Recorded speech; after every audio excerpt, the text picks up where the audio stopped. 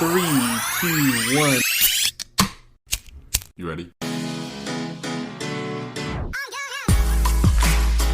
You're listening to the Real Pineapple Podcast Network.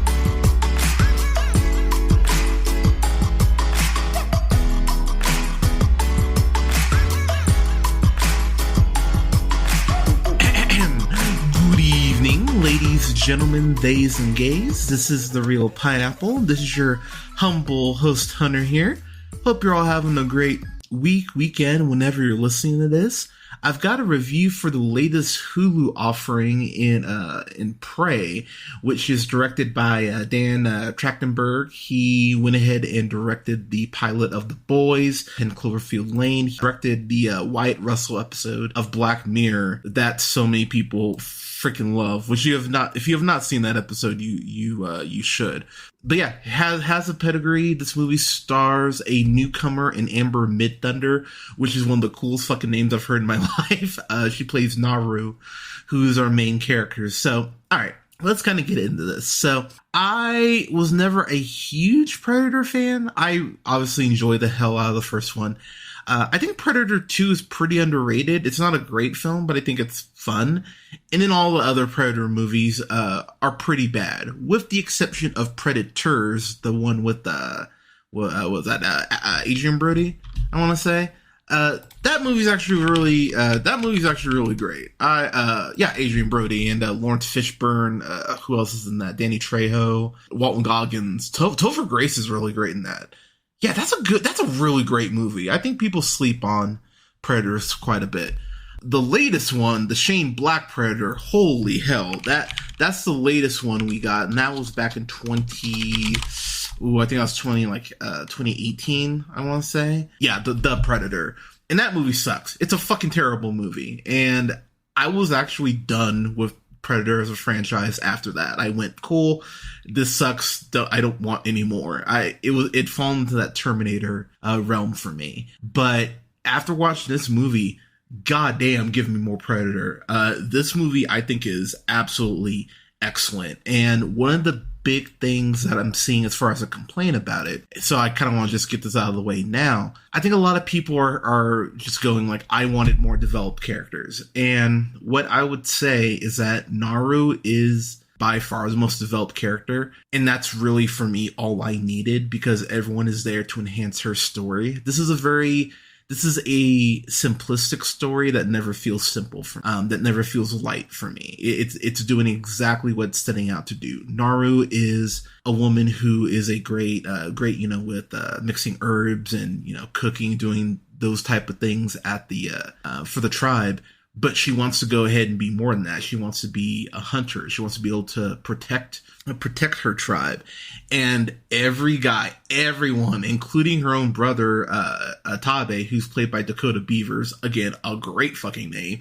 Even he's like, yeah, why do you want to be more than this? Like, why can't you, stay in your lane, basically. The more I was watching this, the more I really would love to ask Dan Trachtenberg if he's a fan of Horizon Zero Dawn, or if he's a fan of the latest Tomb Raider trilogy, because this screams Lara Croft. There's even a shot later in the film where Naru's in a tree, and she goes ahead and jumps and does this attack on someone that's so reminiscent of the latest trilogy of Tomb Raider games. The way that they develop Naru, I absolutely adore, because she is obviously undersized. You got these big buff dudes, and, she's obviously smaller. But what she's able to do is, it's almost like Splinter Cell. She's able to go ahead and kind of think a couple steps ahead and use critical thinking and use her smaller frame to hide out, to go ahead and really be stealthy,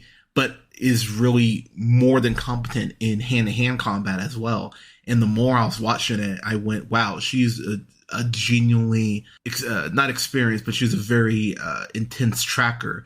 There's a point where the movie itself is very reminiscent of the first Cloverfield. And I mean that as a compliment because you get these points where you see the predator, going invisible. There's this amazing shot of a spider climbing on the predator as it's cloaked, which I just absolutely freaking adore.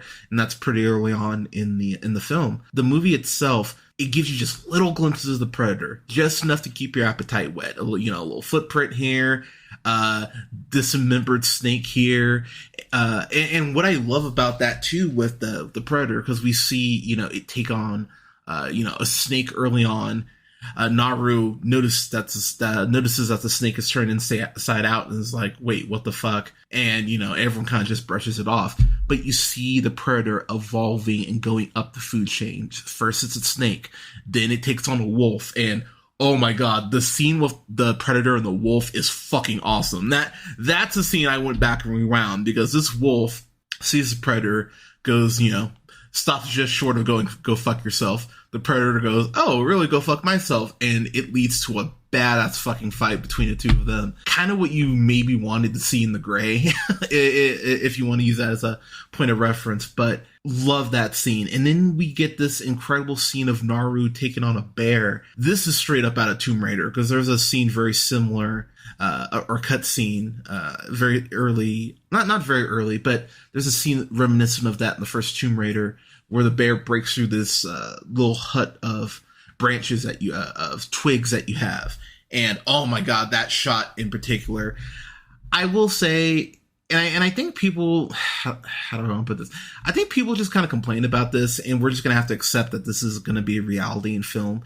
I don't know if you can ever make CGI animals look good. You know what I mean? Because obviously you can't have an actual bear get killed and dismembered and all that. I'm willing to kind of shrug and go, whatever, when it comes to CGI animals, as long as we're not actually hurting real ones. I know it's a bit of an issue for some people, because we want to see it look more realistic, but I think this is just kind of the cost of doing business in terms of animals. So if that's an issue for you, you might have an issue with some of the animals here, but it worked for me.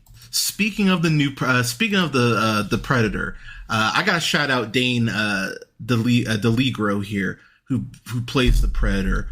So first off, I still remember the first time I heard that Predator click, which I won't even try to do, and going, oh wow, I don't like that at all. That genuinely stuck with me and freaked me out in a way that as a kid, when I saw Predator, I think I would have been like 8. That really gave me nightmares. It's like, oh shit, okay. And anytime you hear the clicking, it still gives me goosebumps in the best way.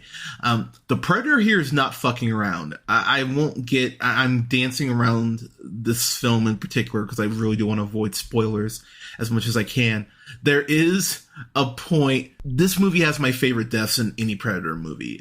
Someone gets Dewey Coxed in this movie in a way that I went, holy fucking shit. Like there are so many moments in this where my jaw just dropped because of how incredibly aggressive the Predator was being. And it's great because there are a couple moments where you see the Predator get wounded, which is nice to see because you go, okay, the Predator can be hurt. This was set back in like the 1700s, early 1700s. And I know some people were concerned about how would the weaponry and everything work. The Predator has enough of its standard, classic weapons that you go, man, technology wise, the Predator is just so much more advanced. But ironically enough, that's what allows people to go ahead and get damage on the Predator. And they work that concept really well. Naru does a great job early on of developing this axe, and we get a cool montage of her throwing the axe, but she has it tied around a string, and so she's able to kind of make it repel back to her, kind of similar to Daredevil's staff in the second season of Daredevil. And it's really cool the way she develops using it and, utilizing the axe to get out of certain situations and for combat. It works really well with her, and it's something that as the film goes on, I went, wow. It also elevates her as a fighter as well, and shows how smart she is. I will definitely tell you, if you are squeamish when it comes to violence, This probably isn't the film for you because there are beheadings in this movie. There are limbs being cut off. There's blood. This is a hard R. The film is better for it because when someone gets fucked up or someone gets killed, it is a oh fuck sort of moment. In particular, Naru, when the first time she encounters the predator, that's such a white knuckle. Like I was when I get nervous, I play with my hands, and I was like, oh my god, please stop this all right now. Her tribe being so arrogant too is a nice thread that they continue throughout the film, which leads to Naru's evolution as far as the inevitable showdown with the predator, because she's doing everything but sending up fucking smoke signals to tell these fuckers that, hey, this predator is out here and this predator, is out to kill all of us, and everyone just brushes her off because, you make herbs and shit. That's really sad, especially when she's getting it from her brother, but it's such a cool motivation for her to become a better fighter, to become a better tracker. She also has a dog named Sari. Sari is a very good dog. Sari is adorable, and I love Sari. Sari's great. I want to talk more about this, but I'm really afraid that I would spoil stuff. So I will simply go through and throw out a couple timestamps on shots that you need to pay attention to. There's a shot at the 65:20 mark. So the hour 5 minute and 20 second mark. That shot in particular, oh my god, it's so cool. The 77:13 mark. That's an amazing shot. And then, lastly, the E301 mark, that shot. And, okay, one more. The hour, 3 minute, 59 seconds. That shot, I want that shot framed. That shot in particular, I went, oh, that is breathtaking. And I don't know what the budget is on this. I was having a hard time finding it, but this feels like 60 mil, maybe? Like it's a good looking, great looking film. This film was made in Alberta, and so some of the wide shots you get of just the terrain and the plains, and there's a couple shots of the predator looking out and seeing all this all this wilderness and all this life. That it's beautifully shot, and everything costume wise especially looks very authentic. They really went ahead and took care and want to make this movie look authentic, which I horribly appreciate. I know it's been a big deal made of the fact that there are, actual subtitles in this, with the Comanche, influence in this movie. And I love that. It's actually, it reminded me of like something like Roma in that sense, where I go, oh man, I actually like the fact I'm getting to read it in the language as intended, to go ahead and add a level of authenticity to the movie, and it makes me more invested in the fact that they're willing to do this correctly. I really appreciate the fact that that was something that was fought for, and that's something that was given to the film. But as far as complaints, as I mentioned, I think some people will have an issue with the CGI animals, how those look, and some people might want the characters to be better developed. But really, as I mentioned, this is Naru's story. Everyone is here to elevate her.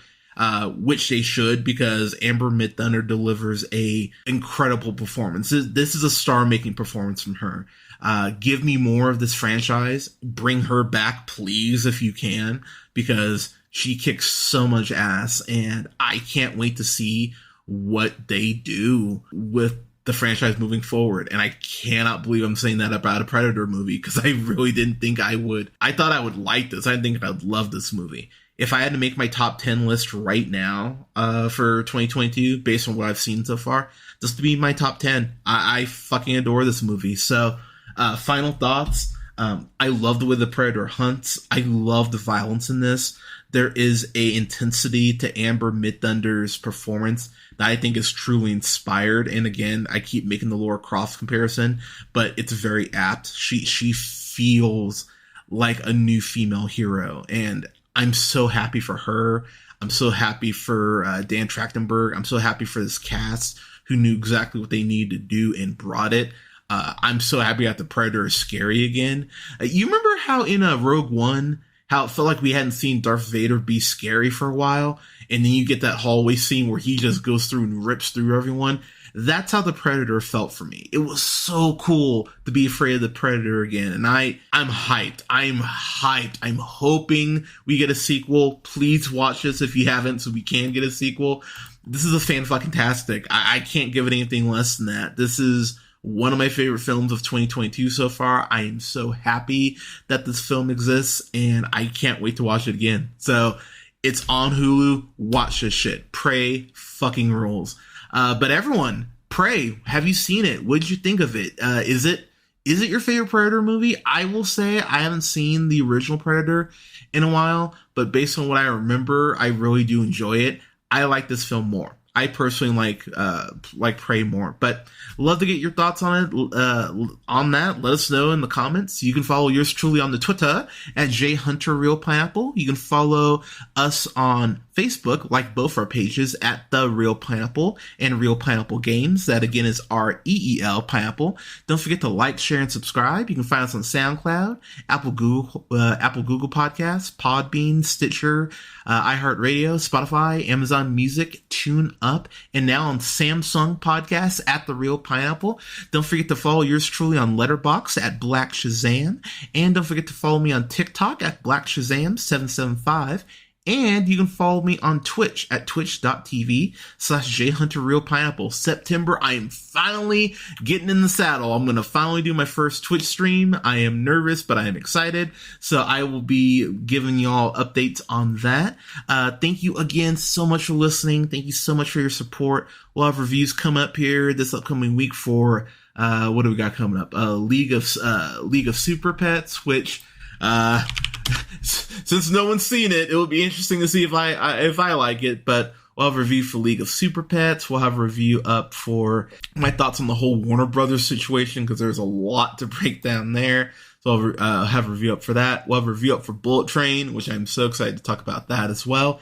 And we'll have a review coming up here soon for Bodies, which I just saw the trailer for that yesterday, and I'm excited. I'm curious what that movie's going to be. But everyone, thank you so much for listening. Thank you so much for your support. Stay safe out there. Wear your mask. Get your booster shot. Tell someone you love them today. We all need to hear that. But thank you so much for listening, everyone, and we'll talk to you soon.